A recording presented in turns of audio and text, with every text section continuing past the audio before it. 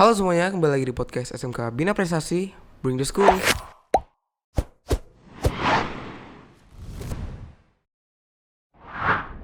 Perkenalkan, nama saya Kudzaifa dari kelas 10 TKJA. Di sini saya bersama dengan narasumber saya yaitu Nurain Jalani. Oke, halo Kak, apa kabarnya? Alhamdulillah baik. Kamu gimana kabarnya? Baik dong. Siap. Oke, kita akan langsung ke pertanyaan pertama aja nih Kak. Gimana sih proses awalnya bisa keterima magang di Jepang nih Kak? Proses awal magang di Jepang itu lumayan panjang sih ya. Saya itu pas tes awalnya itu seingat saya pas masih kelas 3 sebelum UN. Itu sekitaran yang ikut serta itu kisaran 80 orangan. 80 orangan kami itu tesnya nggak di sini. Bukan di Bina Prestasi. Tapi bukan. kita bukan. Tapi kita diarahin digabung sama sekolah Mitra Industri. Oh, yang di MM 2100 tuh. Iya, Nah, tahu. itu digabung sama mereka. Nah, kebetulan yang ikut itu TKR 2 kelas sama TP 2 kelas. Waktu itu TKJ belum join kayaknya. Oke, belum. Dan di sana itu kita tesnya seharian dari pagi sampai habis asaran kayaknya tuh. Habis asar itu masuk dalam kayak yang psikotes, terus fisik, interview juga. Nah, psikotesnya itu banyak banget sih soalnya banyak banget itu. Banyak banget. Iya. Pusing iya. gak tuh? Sempat pas baru ngeliat itu, wah banyak banget ya. Apa aja gitu kan. Tapi sebelum itu sempat udah dapat bocoran sih. Udah ada bocoran dari salah satu guru BK yang di sini tuh, seingat saya ada salah satu guru BK sempat ngajarin beberapa bocoran tentang psikotes.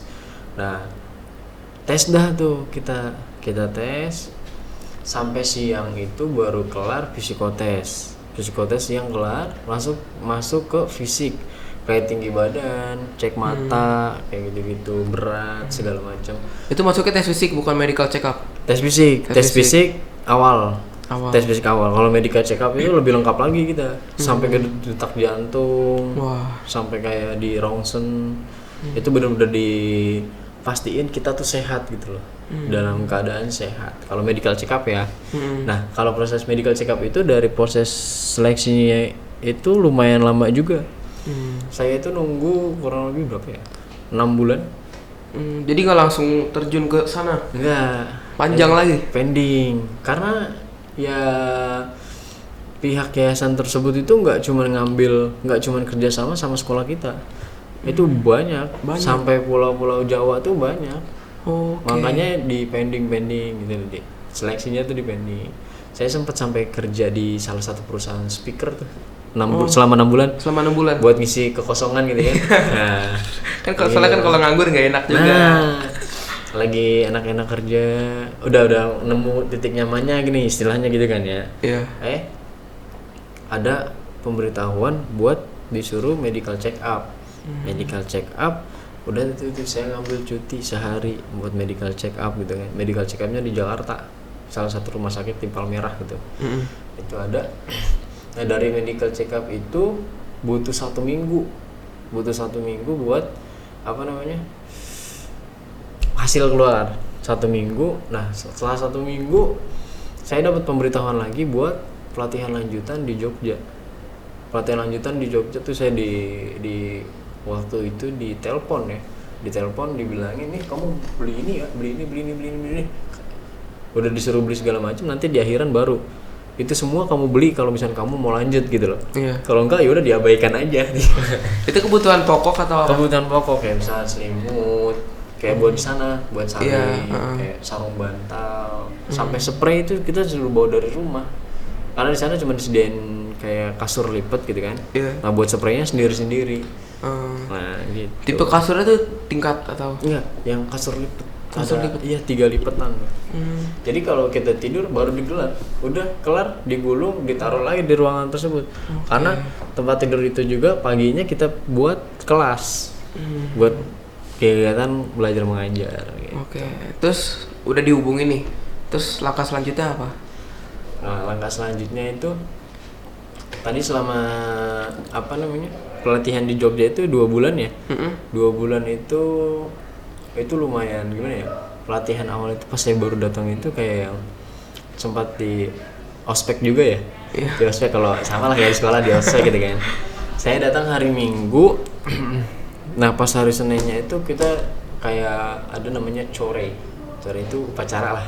Upacara seremonial gitu kan, upacara di ospek. Udah tuh kondisi lagi upacara. Nah di situ di ospeknya apa, kita disuruh push up segala macam lah, kayak bentuk fisik itu, di tes mental juga. Tes mental juga, udah fisik digembleng, mental juga iya. Kena semua. Contoh kecilnya gini, kalau misal tes mental itu kayak apa namanya, kita itu dipait-paitin. Kamu emang siap ke Jepang katanya. Di Jepang tuh berat loh, keras sih. Kerja kalian tuh panas-panasan, nggak kayak yang emang kalian pikir kalian cuma ngendalin robot. Enggak. Kalian yang jadi robot sampai gitu. Kalian jadi robot. Kalian siap enggak gitu kan? Ada waktu itu seingat saya angkatan saya ada 2 orang yang mengundurkan diri. Gara-gara Ya itu sama apa namanya? Dari fisik awal sama tes mental awal tuh. padahal udah di Jogja ya. Udah di Jogja. Nah di Jogja pun itu bukan berarti ketika kita udah masuk Jogja itu kita pasti berangkat, kita udah aman. Enggak. Ada lagi ujiannya. Waduh. Ujian apa? Ujian kayak bahasa. Di sana kan kita di training bahasa dasar ya. Bahasa dasar awalnya itu kayak yang toleransi gagalnya itu 3 kali. Di luar 3 kali Nggak bisa berangkat. waduh. Makanya itu pasti ya mau nggak mau itu harus bener gitu loh. Bukan dalam artian gini, sebenarnya kalau belajar kayak gitu, belajar yang di Jogja yang saya dapat itu siapapun bisa, karena pressure-nya kuat. Jadi kayak ada tekanan dalam diri kita gitu loh, kayak lu harus bisa gitu loh. Kamu tuh bisa gitu loh, sebenarnya bisa, bukan masalah bisa atau enggak gitu loh, melainkan mau atau nggak mau. Yang ditanyainnya itu, yang kayak yang mutusin tuh udah sampai sini tuh sayang banget gitu kalau misalnya nggak dilanjutin. Saya mikir gitu. Iya. Karena saya pas ke situ otomatis saya resign dong dari PTS yang lama. Iya. Nah udah resign, saya mikir gini, kalau misalnya saya nggak lanjut mau kemana? Iya. Orang udah resign, nyari kerja lagi, masa dari awal lagi gitu kan? Udah nih lanjut dulu gitu kan, lanjut jalanin. Alhamdulillah kelar tuh 2 bulan, nggak kerasa kan? Iya 2 bulan. Dengan berbagai macam tekanan, latihan fisik yang nggak habis-habis, itu hampir setiap hari, setiap pagi kita tuh digembleng push up 30.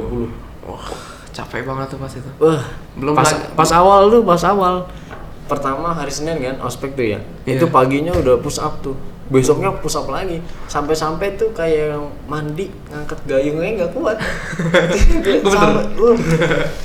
Sampai kayak selemah itu gitu loh, karena emang sebelumnya tuh nggak biasa push up, tiba-tiba di push kayak gitu kan. Akhirnya kayak otot-otot kaget semua gitu kan. Nah udah 2 bulan nih. Langsung terbang? Enggak dong. Waduh. Nggak sesimpel itu dong. Kirain udah gitu. Nggak sesimpel itu. Setelah 2 bulan kita pelatihan dasar, kita tuh masih nunggu apa? Kita udah pelatihan dasar nih. Nah data kita dikirim ke Jepang, dicocokin nih, ini anak tepatnya di perusahaan apa nih gitu loh. Iya. Nah saya itu sampai nunggu 4 bulan setelah setelah pelatihan yang di Jogja 2 bulan ya. Setelah pelatihan Jogja 2 bulan itu saya nunggu 4 bulan buat pelatihan lanjutan. Ada pelatihan lanjutannya di Depok. Iya. Berapa lama tuh? 2 bulan juga. Waduh. Udah puyang lagi tuh malah. Itu kayak yang selama di pelatihan itu kita ya mulai diajarin disiplin kecil-kecilan tuh. Maksudnya kayak yang biar kamu tuh nggak kaget nanti di Jepang gitu. Iya. Kayak misalnya dari sampah tuh kita udah mulai diajarin. Ini nih kalau misalnya sampah dapur taruhnya di sini. Kalau misalnya sampah plastik taruhnya di sini gitu. Itu ada masing-masing. Nanti kalau misalnya kita kayak misalkan kan ada wadah sampah ya, plastiknya gitu kan. Plastiknya macam-macam, misalnya plastik yang moeru gomi. Moeru itu kayak yang apa sih kalau artinya itu membakar istilahnya. Moeru itu membakar, gomi itu sampah. Nah, plastik sampah yang dibakar. Itu kan moeru gomi.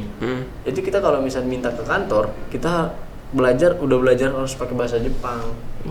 Kayak gitu. Terus sama yang kalau misalnya plastik juga gitu. Oke. Di kantor tuh udah mulai di training bahasa Jepang gitu loh. Satu, dua, kita mau ke toilet kita juga harus pakai bahasa Jepang. Kayak misalnya kita lagi kegiatan ngajar nih, kan ada toleransi boleh minum gitu kan. Dan tetap kalau misalnya kita mau minum ya, misalnya izin, sensei maaf saya mau minum, diemin, dikacangin ya, nggak bisa. Pakai bahasa Jepang. Harus pakai bahasa Jepang. Itu. Oke, udah Depok 2 bulan nih. Depok 2 bulan. Berarti otomatis nunggu dapat perusahaan atau gimana? Ya, nunggu di Depok, nunggu dapat. Kalau di Depok biasanya udah dapat. Kalau udah di Depok udah dapat. Kita udah dapat. Nah, kalau udah dapat tinggal terbang. Iya sih, mungkin udah sedikit lagi ya. Iya, sedikit makanya lagi. udah sedikit lagi. Tapi diurus-urus segala macam kayak pengurusan visa, surat izin tinggal. Buat di Jepang kan itu ada urusannya kan. Nah, di Depok 2 bulan udah, setelah itu ditentuin nih pemberangkatan biasanya 2 bulan kelar, seminggu setelah itu berangkat. Oke. Iya, kebetulan surat izin tinggal saya berkendala gitu ya. Jadi di pending lagi seminggu. Aduh. Jadi saya bisa nih sama angkatan saya sendiri. Saya bisa sama angkatan, ada 20 orang. Tadinya satu angkatan saya itu bisa sampai 120 orangan ya, kurang lebih. Iya. Kurang lebih 120 orangan. Nah, Itu pas masih di Jogja. enggak, pas di Depok. Depok tuh 120 orang yang udah berangkat ya, Iya. yang mau berangkat. Dan kebetulan saya dan 20 orang teman saya itu ke pending selama 1 minggu. Karena surat izin tinggalnya. Iya. Jadi kita belakangan nih 20 orang. Iya. Kenapa tuh? Itu surat izin tinggal tadi. Berkendalanya kenapa? Berkendala ya nggak tahu dari perusahaan sananya emang ngurusnya rada lalai, nggak tahu gimana gitu kan. Karena emang lumayan ribet juga. Nah, udah layak nih, udah keizin lah istilahnya. Terus langsung udah ditentuin berangkat. Oke. Berangkat. Oke, langsung kita ke pertanyaan selanjutnya nih Kak. Kan udah di Jepang nih. Iya. Otomatis memakai bahasa Jepang dong. Betul. Iya kan? Betul, Ada pasti. kesulitan nggak sih? Kesulitan tuh pasti sih ya. Pasti kalau kesulitan itu karena kayak yang kita baru datang. Pas kita awal baru datang itu bahasa kita tuh bener-bener terbatas gitu loh. Terbatas banget. Ya, makanya karena terbatas nih. Nah, dari yayasan itu tuh sendiri itu ngasih evaluasi buat mengantisipasi itu ya. Jadi setelah kita di Depok 2 bulan itu nggak langsung terjun ke perusahaan. Iya. Kita itu masuk ke training center lagi Di Jepang. Iya, di Jepang. Waktu itu seingat saya itu ada di salah satu kota namanya Narita. Makanya dinamai Narita Center. Itu selama 1 bulan kurang lebih. Oke. Di sana juga kita belajar lagi bahasa Jepang di dalamnya. Nah, gurunya ini udah bukan orang Indonesia lagi, udah langsung sama orang Jepang. Oke. Sama orang Jepang. Nah, Tapi dia ngerti bahasa Indonesia juga. ada yang ngerti, ada yang enggak. Ada yang cuman kayak baru belajar sedikit-sedikit kosakata Indonesia gitu. Tapi ada yang ngerti. Nah, kayak misalkan buat perizinan apa segala macam itu ya udah pakai bahasa, bener-bener di situ. Mulai dari situ tuh mulai tuh keseharian mulai pakai bahasa Jepang. Kayak pas bicara, kayak ngobrol, kecuali sama teman-teman ya. Kalau sama teman-teman masih pakai bahasa Indonesia. Cuman disaranin dari senseinya itu sebisa mungkin belajar pakai bahasa Jepang. Walaupun ngobrol sekalipun gitu katanya. Jadi selama 1 bulan training center, udah 1 bulan nih. Iya. Langsung terjun. Nah, setelah 1 bulan udah nih. Setelah 1 bulan itu ada kayak training buat tes kemampuan bahasa Jepang. Kan ada, kalau bahasa Jepang kan ada kemampuannya nih ya. Nah, itu dia ada levelnya. Dari level 1 sampai level 5. 5 itu paling rendah lah, paling basic. Basicnya itu 5. Nah, itu pas yang ada namanya tuh N5, N4, N3, N2, N1. Yang N5 ini udah dicoba, dilaksanain pas di Depok. Oh. Nah, itu salah satu syarat buat kita bisa lanjut terbang. Nah, yang kedua di yang tadi training center di Jepang tadi, itu kita nyoba di level 4, di N4. Nah, di N4 memang lumayan agak sulit sih ya kalau buat pemula itu. Teman saya juga kehitung jari lah yang lulus gitu loh. Saya juga termasuk salah satunya nggak lolos. Apa? Yang buat yang apa namanya tes di N4. Kalau nggak lulus tuh apa? Nggak, kalau itu cuman apa sih pengukur ini kita aja, kemampuan kita. Oh. Kalau buat yang di training center ya, dari situ kita masuk perusahaan. Nah, dari perusahaan ini kita ada lagi pembimbing belajar bahasa Jepang. Ya kita kan magang nih. Iya. Kita magang. Nah, di tempat kerja kita itu ada seminggu ada 1 hari itu buat kita belajar. Oke. Nggak 1 hari sih, ada dikasih waktu 2 jam Buat belajar bahasa Jepang. belajar. Misalkan nih, kayak misalnya saya waktu itu saya kebetulan hari Rabu kalau nggak salah ya. Hari Rabu kita kerja biasa.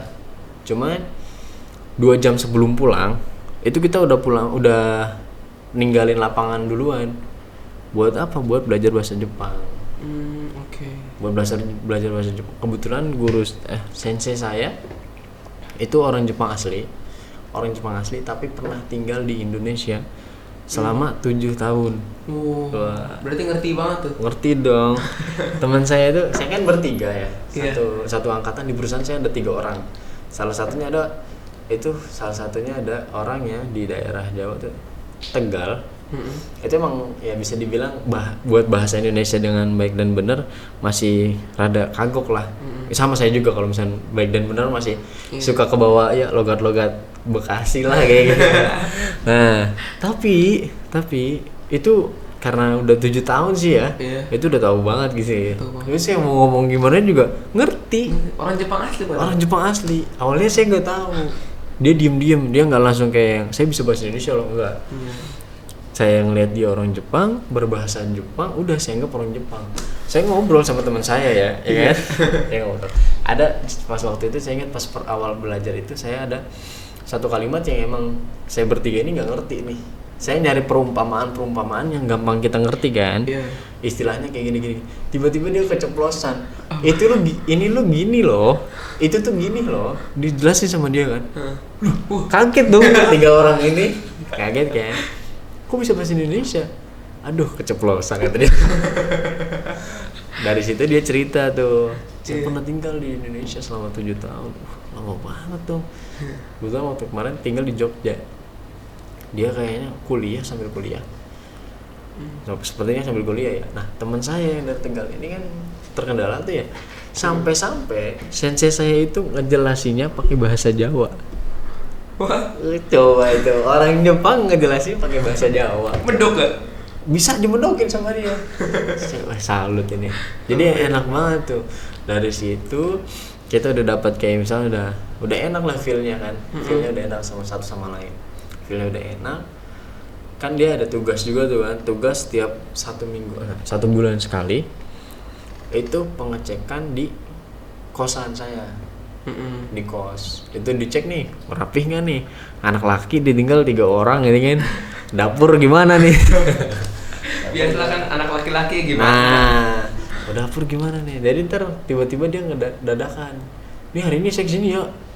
Waduh, masih berantakan semua tuh, udah langsung pulang kerja udah beresin semua kayak gitulah. Apa namanya sih, siswa magang gitu. Pas udah datang bersih dong, bersih. aman. Karena ada yang kotor-kotor nih, ntar pasti bilang gini, oh ya nggak apa-apa lah, namanya juga laki, maklum, dia bilang gitu. Nah, untuk makanan nih Kak, Iya. sulit gak sih cari makanan halal di sana? Makanan halal itu kalau pas saya awal datang itu terbilang sulit ya. Iya. Terbilang agak sulit. Kenapa agak sulit? Karena ya mungkin ketidaktahuan saya gitu loh. Ketidaktahuan saya. Ternyata pas setelah sekitaran 6 bulanan itu ternyata ada beberapa orang Indonesia yang udah kayak mendirikan toko gitu loh, kayak toko sembako gitu loh. Toko sembako pangan pokok, makan jadi halal gitu kan. Tapi emang agak jauh dan agak mahal. Agak mahal. Iya. Iya. Agak mahal. Saya pernah pengen waktu masih sebentar sih, masih 6 bulan gitu kan. Tiba-tiba kepengen bakso. Wah, enggak, bakso di sini tuh yang jual orang Indonesia kan. Oh iya. Otomatis itu tinggi. Mahal lah. Mahal. Menurut saya mahal. Iya. Kenapa saya bilang mahal? Karena di Indonesia tuh cuma segini loh. Jadi kasarannya ya di Indonesia itu taruhlah paling mahal itu 20.000 kita udah bisa makan. Iya, kan? 20.000 udah spesial lah istilahnya. Iya. Paling murah ya istilahnya, maksudnya yang bisa udah terbilang enak gitu loh. 10.000 juga udah enak. 10.000 juga Iya, enak. 10.000 juga udah enak Iya. kan. Saya makan di sana, pertama makan tanya dong, berapa Pak? Pakai karena orang Indonesia, Iya. jadi ngomong bahasa Indonesia. 650 yen Mas. 650 yen itu di kisaran harga 70 sampai 80.000. Waduh. Awal makan bakso tuh wih mahal juga ya. 10.000. Karena kita bandingin sama kurs Indonesia ini. Nah, itu udah masih terpaku sama harga Indonesia. Ya anjir, di Indonesia cuma 10.000. Bisa traktir satu ini nih gitu ya. Kayak mikirnya kan kayak gitu ya. Iya. Nah, terus saya aduh, sama kepengen tempe. Tempe katanya lumayan terkenal di Jepang. Terkenal mahal. Mahal. Terkenal mahal. Kayak bisa diartikan gini. Kalau di Indonesia, kita lebih sering makan tempe. Makan daging jarang. Ya, kalau saya ya, Iya. itu makan daging jarang. Kenapa? Karena mahal. Ayam gitu. Di sana kebalik. Tempe lebih mahal dari daging. Waduh. Kita tuh makan daging-dagingan hampir terbilang sering gitu loh. Karena di sana ya bukannya karena di sana murah juga. Di sana itu ada sistem kayak yang kalau semakin malam itu ada diskon. Serius? Iya. Enaknya di situ. Nah, udah kita manfaatin itu aja tuh tiap hari gitu kan. Kadang ada kayak yang udah ditentuin nih, misalkan emang ini udah bagusnya tuh sampai hari Selasa gitu kan. Nah, pas di Senin sorenya itu karena udah di diskon. Nah, gitu. Makanya kita sering makan daging. Malam-malam. Iya. Sering ini tahu istilah yakiniku nggak? Iya tahu. Nah, itu sering banget setiap malam minggu itu pasti kita gitu. Kita jadwalin kan, yakinikuan yuk, yakinikuan setiap malam. Coba di sini yakinikuan, mikir lagi. Kayak gitu. Oke, baik, kita akan langsung ke pertanyaan selanjutnya nih Kak. Untuk cuaca nih, kan cuaca di sana kan beda banget sama Indonesia ya. Gimana nih cara adaptasinya? Adaptasi. Atau kaget kah atau gimana? Kalau kaget, tentu ya pasti ya. Kayak misalkan kayak di sini kan cuman terutama di Bekasi ya, itu panas doang sih yang saya rasain gitu kan. Iya. Panas aja itu. Panas. Kalau misalnya di sana kebetulan pas saya awal datang di sana itu kan bulan Oktober. Nah, bulan Oktober itu udah mulai masuk musim dingin. Iya. Musim dingin. Pas waktu saya pemberangkatan pun, sebelum pemberangkatan dari sini ya Soekarno Hatta, itu udah dibilangin apa namanya, kalau bisa jaket tebal jangan ditaruh di tas. Maksudnya jangan dimasukin ya ke tas atau di koper gitu.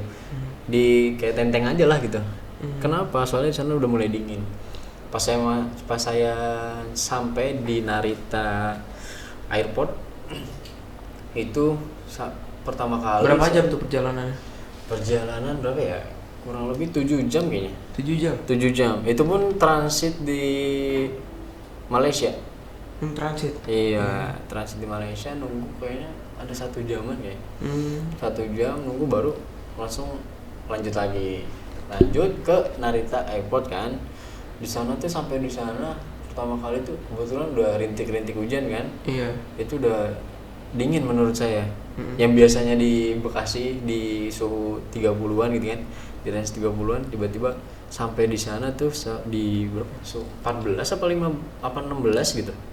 Pas Itu udah nyampe Jepang. Iya, itu udah kerasa dingin tuh. Dingin lah. Udah, itu pas kondisi nunggu bis jemputan untuk masuk ke training center yang di Jepang. Oke. Iya. Selama magang di Jepang nih, Iya. kan total 3 tahun ya? Iya betul, 3 tahun. Kangen Indonesia nggak sih? Dari makanannya, orang tuanya, orangnya, cuacanya. Kangen ya, kangen mah pasti sih. Itu pasti banget tuh kangen. Apa namanya, nggak butuh lama untuk kangen gitu loh. Kayak yang sebulan pertamanya itu udah iya anjir pengen makan ini, kangen sama ini, kangen sama dia gitu kan. Iya, siapa tuh? Ya itulah pasti ada yang kangen gitu kan, entah dari makanan, orang, atau ya kayak suasana gitu pasti. Kalau misalnya makanan itu mulai kayak yang pengen banget nih makan nih gitu loh, pengen banget pengen makan ini loh, itu mulai di kayak bulan-bulan ketiga keempat. Gimana nih selama 3 tahun pesan dan kesannya di Jepang tuh apa? Pesan dan kesan di Jepang ya banyak sih yang dipelajarin gitu loh. Kayak misalnya gini, kita nggak munafik ya, ada yang beberapa orang, salah satunya saya gitu loh. Tujuan utamanya itu tadinya cuma sekedar ngejar materi aja gitu loh. Ngejar materi. Tapi ketika kita udah terjun di sana, itu yang tadinya kita mikirin materi, udah main kalah sama keadaan gitu, maksudnya keadaan situasi. Kita tuh harus mikirin ini juga loh. Iya. Kita tuh harus mikirin itu juga loh, gitu loh. Jadi di situ kita dapat pembelajaran juga. Pembelajaran apa? Kita hidup sendiri di rantauan gitu loh, bukan cuma sekedar pulau. Tapi kita udah beda negara nih. Kita sakit ya udah diri kita sendiri yang nemuin gitu loh. Jadi saya pernah, alhamdulillah sih nggak pernah sampai sakit yang sampai masuk rumah sakit atau apa itu enggak. Cuma paling kayak yang Demam, meriang atau? ya demam meriang sih enggak, cuman kayak agak BAB-nya inilah masalah di perut gitu loh, karena ketidaktahuan kita gitu kan. Karena gini, lucunya gini, di sini kan kita makan telur taruh kulkas sampai kapan aja bisa aman ya. Iya. Di sana nggak bisa. Telur itu ada expirednya ternyata. Ah, serius? Iya. Berapa hari biasanya? Nah karena kita nggak tahu, itu jangannya 1 mingguan. Satu minggu, 2 minggu, ada 2 minggu gitu kan. Itu kita lewat dari situ, udah deh, efek ke perut. Jam 2 malam kok bangun segala macam. Itu tuh ngerasain tuh kita ngerasain nggak enaknya gitu, sakit kan ya.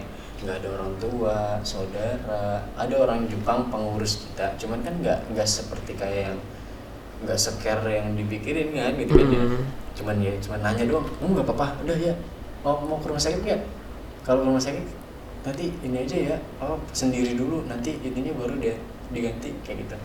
Itu ada yang kayak gitu, cuman kayak kita sendiri, benar-benar sendiri gitu loh. Dari kayak sakit kita ngurusin, kayak masak sendiri gitu. Pulang kerja capek, di sini warteg banyak. Nasi padang banyak. Di sana sulit. Masak dulu. Nah, udah kerja capek gitu kan, harus masak dulu. Kadang suka yang makan biasa, makan nyari cemilan aja lah. Karena udah males masak kan, sambil lewat minimarket mampir cemilan aja lah, udah langsung tidur. Kadang suka kecapean kan. Kalau lagi mood ya masak, enggak ya udah. Gitu balik. Oke, seru banget ya selama 3 tahun pengalaman magang di Jepang.